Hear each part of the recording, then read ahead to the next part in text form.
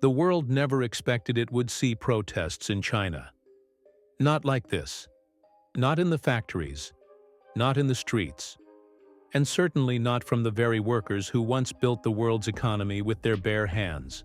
But here we are. Across China's industrial heartlands, warehouse workers are refusing overtime.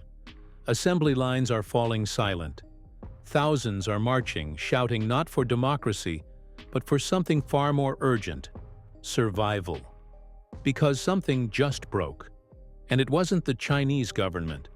It was the economic engine that kept the country afloat for 4 decades. And the man who pulled the trigger? Donald Trump. But what did he do that is collapsing factories, paralyzing exports, and bringing the world's largest manufacturing empire to its knees? In this video, let's find out. For more than 4 decades, China did what no other nation dared or managed to do at scale. That was to become the world's factory. It was a rise engineered from the bottom up.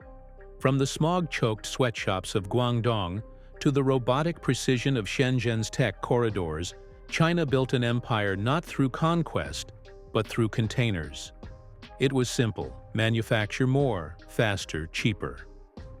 While Western economies deindustrialized in favor of services and finance, China doubled down on building things, from steel, electronics, toys, tools, textiles, batteries, solar panels, phones, to everything in between. By 2023, the scale was staggering. China alone accounted for 35% of global manufacturing output, more than triple the US share. But this dominance didn't sit well with everyone. China's success was accepted by Western powers not as a triumph to celebrate, but as a necessary evil to feed global supply chains. It wasn't admiration, it was tolerance. That tolerance began to erode the moment the West realized it had offshored not just production, but power. The very countries that once welcomed Chinese exports began to view them as existential threats to their own industries. That shift in perception found its battering ram in Donald Trump. Back in office and more aggressive than ever, Trump has launched an economic offensive unlike any seen since the Cold War. His administration has levied tariffs as high as 145% on a sweeping range of Chinese goods. And these aren't symbolic sanctions. They are system shocks. They target everything from solar panels and semiconductors to mosquito repellent and Christmas ornaments. The goal is clear: starve the machine. China responded with 125% retaliatory tariffs, but the damage was already in motion. The US wasn't negotiating. It was declaring war on the model that made China an economic titan. Even China's classic evasive maneuvers, such as relocating factories to Vietnam, Indonesia, or Mexico to dodge direct US import tariffs, are now being boxed in. Trump's team has begun pressuring these third-party countries to apply matching tariffs, neutralizing China's workaround strategy. It's not just America that's closing its doors. It's a growing alliance of nations building economic walls. India, long wary of Chinese industrial intrusion, has slapped anti-dumping duties on Chinese goods. Brazil, responding to its own collapsing domestic industries, has raised tariffs on imports from China. The European Union has launched formal investigations into Beijing's subsidies, hinting at tariff hikes to follow. And in a particularly stinging move, Turkey imposed a 40% tariff on Chinese electric vehicles, signaling that even non-Western allies are repositioning. China is no longer viewed as just a trading partner. It's seen as an industrial hegemon, a disruptor of sovereign manufacturing, and, perhaps most significantly, a political threat disguised as an economic partner. The era of global welcome mats for Chinese goods is over. And as more doors slam shut, the pressure is now internalizing. For a model built on selling to the world, the question becomes, what happens when the world stops buying? Beijing's answer has been swift but desperate: pivot inward. With traditional export arteries blocked, Chinese policymakers are now urging manufacturers to sell domestically, to turn the world's largest factory into the world's most self-sufficient consumer market. On paper, it sounds logical. After all, with a population of 1.4 billion, China has the numbers. But numbers don't always translate into spending. The Chinese consumer is cautious, debt-averse, and traumatized by decades of economic cycles that have favored state investment over household empowerment. The numbers speak for themselves. Household consumption in China is 20 percentage points below the global average, a gap that exposes how deeply tilted the economic structure is toward production over personal demand. For years, the Chinese Communist Party prioritized exports, infrastructure, and state-led investment, while discouraging consumption through weak social safety nets, limited access to credit, and artificially suppressed wages. The result is an economy that can build skyscrapers in weeks, but struggles to fill shopping carts in cities. Faced with evaporating U.S. demand, major Chinese tech firms, JD.com, Tencent, and Douyin, the TikTok's Chinese version, have stepped in to plug the gap.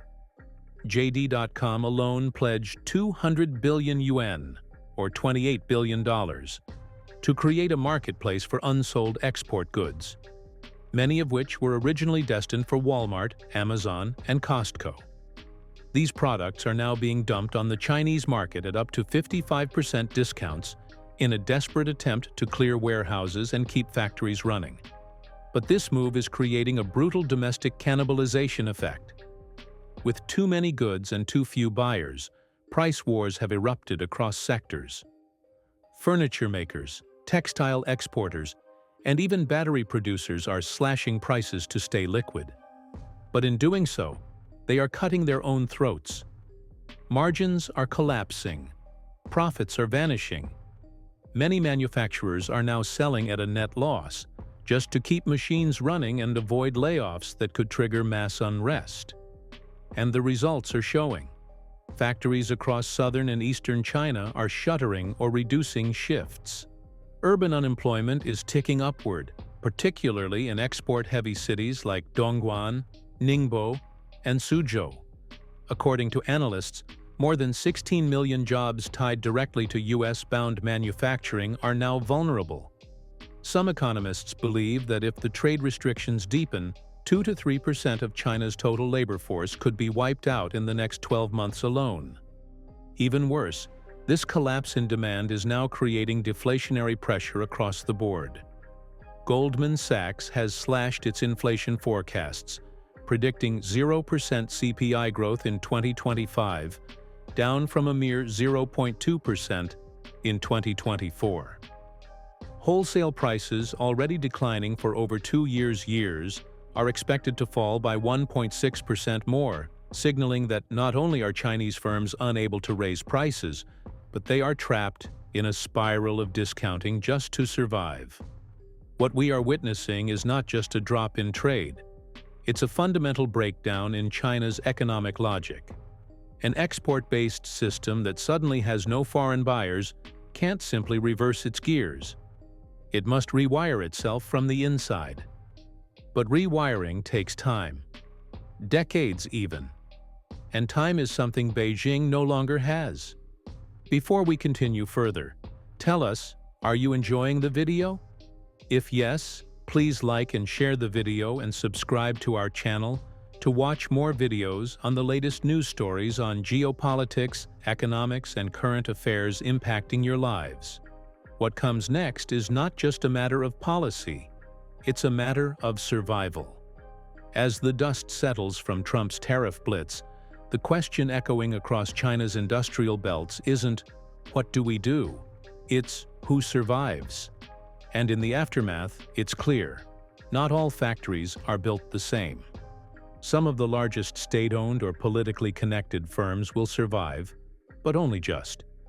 These are China's infamous zombie factories, entities that have long since ceased being competitive or profitable, but are kept alive by state subsidies, debt rollovers, and quiet bailouts. These firms serve more as social stabilizers than economic engines. They employ thousands, maintain political relevance in key regions, and form part of China's too politically important to fail machinery. So even if they hemorrhage money, they won't be allowed to collapse, not yet. But this safety net does not extend to the real backbone of China's industrial empire, the hundreds of thousands of small and medium-sized enterprises that make up the lifeblood of China's export economy. These firms, often family-run or regionally financed, make everything from mosquito repellent to garden lights, from plastic furniture to children's toys. For decades, their business model was brutally efficient: keep costs low, margins tighter, and volume high. Sell to Walmart, Target, and dollar stores across America and Europe. They didn't need fat profits, just certainty. Now, that certainty has vaporized. Reuters has documented a cascade of collapses. From coastal provinces to inland manufacturing zones, orders have dried up. Warehouses are full of unsold products. Cash flow has vanished. One factory owner in Vietnam, who had relocated from China to dodge tariffs, admitted in exhaustion, "I have done all this work for nothing." Another, his warehouse packed with sealed boxes meant for American retailers, simply muttered, "Trump is a crazy man," as if the madness could somehow explain the math. But this isn't just economic misfortune. It's despair on an industrial scale. These businesses don't just make products, they support entire towns. When they collapse, the ripple effects crash through local economies. Shops close, landlords lose tenants, schools lose funding, and local governments lose tax revenue. And as factories fall, so do jobs.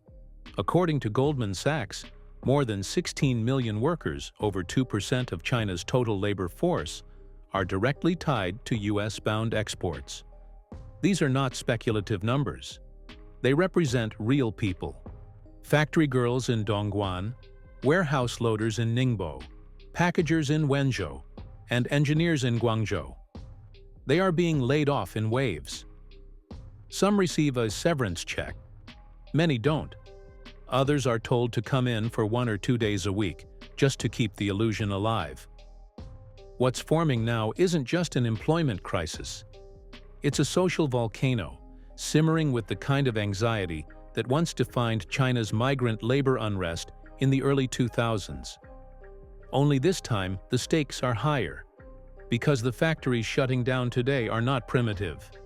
They are modern, connected, export-reliant, and essential to the state's vision of global power.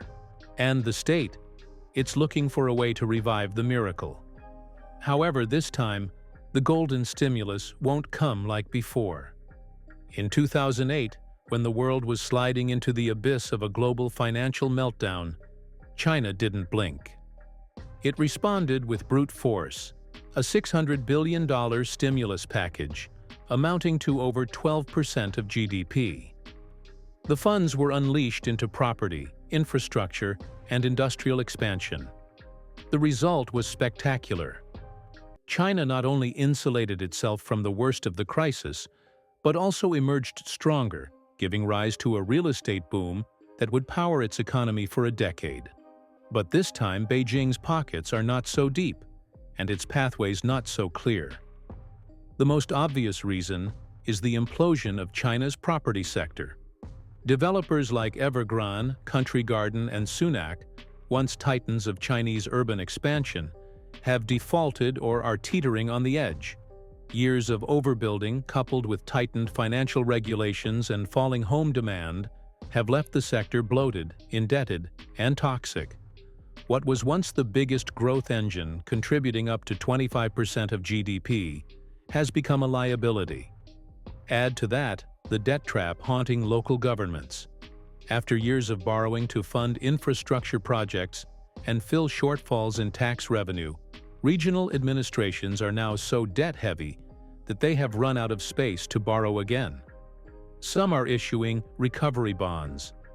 Others are delaying salaries. In short, the municipal-level firepower that sustained China's last stimulus is largely exhausted. At the national level, the Chinese government remains cautious. Stimulus is being offered, but it's surgical, small, and scattered. Loans to factories, discounts through e-commerce giants, and gold purchases to hedge inflation risk are all helpful, but none on the scale needed to counteract a $400 billion U.S. export hole. Top economists estimate that China would need at least $280 billion in new fiscal stimulus to offset the trade war's direct impact. Yet no such plan has been announced. Why? Because this is no longer a cyclical downturn. It's a structural crisis. Stimulus can delay collapse, but it cannot fix a broken model. So Beijing is improvising. It's buying gold. It's pursuing small trade deals with Africa, Latin America, and ASEAN nations. It's promoting dual circulation policies to encourage internal consumption. But nothing, so far, has replaced the sheer scale of American demand. This is the nightmare scenario. A dual-engine failure. The export machine is seizing under tariffs. The property engine is buried in debt. And the remaining options, slow, complex, and politically risky. Without a real breakthrough, whether in stimulus, innovation, or trade alliances, China's economy will drift into prolonged stagnation. But the consequences will not remain within its borders. The fall of the world's largest factory is not an isolated event. It's a tectonic shift, one that is already rattling global trade, investment flows, supply chains, and political alignments. When China slows, the world feels it. First come the supply chain shocks. As factories go idle, parts don't arrive. Prices for electronics, appliances, and industrial equipment start to rise. Inventory shortages ripple through industries from Detroit to Delhi. Inflation, long thought tamed, is now reawakening in Western economies, just as central banks struggle to maintain stability. Then come the emerging market crashes. Dozens of developing nations, from Africa to Southeast Asia, have structured their economies around trade with China. When Chinese demand fades or trade routes collapse, these nations lose lifelines. Exports stall, currencies fall, debt burdens rise. Many of these countries are also recipients of Chinese infrastructure investment under the Belt and Road Initiative, which now risks slowing or outright default. Meanwhile, global trade itself is contracting. The tit-for-tat tariffs between China and the U.S. have caused shipping volume between the two powers to plummet, with container traffic from China to the U.S. falling sharply in the second quarter of 2025. That's not just a statistic. It means entire logistics companies, ports, and international freight handlers are feeling the pain. But beyond economics lies something even more fragile: political stability. At the center of China's modern identity is its economic miracle. For the Chinese Communist Party, legitimacy is tied not to ideology but to growth. Xi Jinping's credibility at home and abroad is pinned to one narrative: that China, under his leadership, is rising, that it is strong, unbreakable, and globally essential. If that illusion cracks, if the people begin to believe the miracle is over, the consequences will be explosive. Already minor unrest has begun. Protests over layoffs, housing fraud, and local government debt mismanagement are increasing. If economic pain becomes systemic, political instability will not be far behind. And that puts everything at risk, from the internal unity of the Communist Party to the geopolitical balance of Asia. But the bigger threat is the ripples China's economic fall would send globally. Because if China, the industrial engine of the 21st century, can break under pressure, then the rest of the world needs to ask itself a serious question. What have we built? And what happens when the machine breaks? What do you think? Can China survive the collapse of the very model that made it a superpower? Do you believe the Chinese stance that it prepared for these days years ago and is in the best position to fight Trump? In the comment section below, share your thoughts on who is more equipped to survive the trade war, China or the United States. Do you want to watch more videos like this one? If yes, subscribe to our channel and press the bell icon next to it. We bring the latest news stories on geopolitics, economics, changing world order and current affairs. Things you need to stay informed. Thanks for watching, and until the next video, stay tuned.